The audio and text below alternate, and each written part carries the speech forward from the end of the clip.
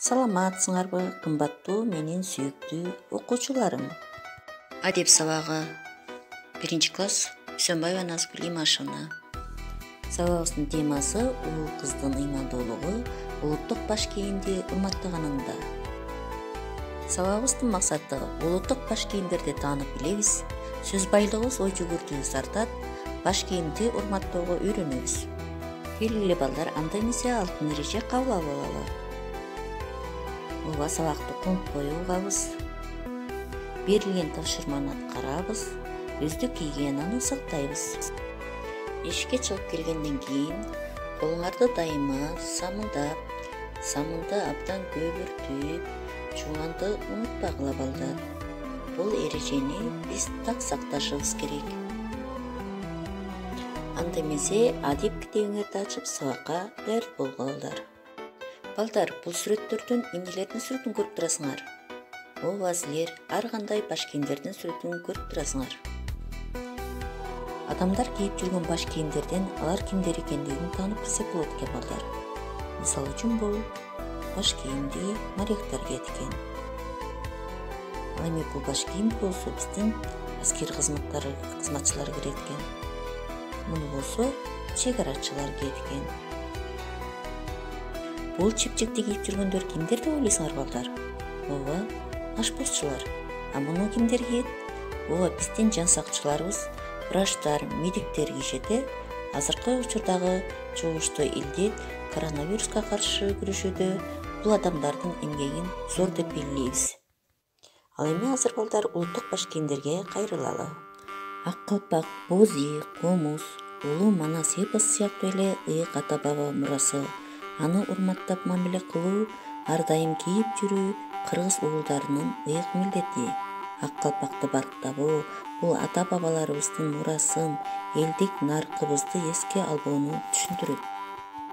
Ак калпагы кыргыздын, ак жүзүндөй нур кыздын, ак кар баскан тоолордо ак нурундай жылдыздын, ала тоонун койнунда акыл калча бийиктен ар намыстуу уулдары аппак калпак кийишкен. Ал эми аталарыбыз болсо тебете кийишкен балдар. Сүлөөсүндөн суусардан, кастарланып тигилген тебетейлер байыртан баалуу башка кийимден, башыбызга киили алмаштырбай кирдетпей, жашай берсин унутулбай аталар кийген тебетей. Шөкүлө менен үкү топу кыргыз кыздарынын эң эле жарашыктуу кийимдери. Аны илгери ата бабаларыбыз кыздарга тойлордо, майрамдарда аземдеп кийдиришчү. Үкү топу кыздар күн сайын кийүүгө да ылайыктуу. Жеңилдиги, ыңгайлуулугу жана жарашыктуулугу менен айырмаланат. Төбөсүнө сайылган желбиреген үкү канаты же кооз чачы кыз балдарга сулуулук алып келет. Саамайлары сеңселген, көрк кошулган көркөнө, кызыл кымкап кундуз жийик кыздар кийген шөкүлө.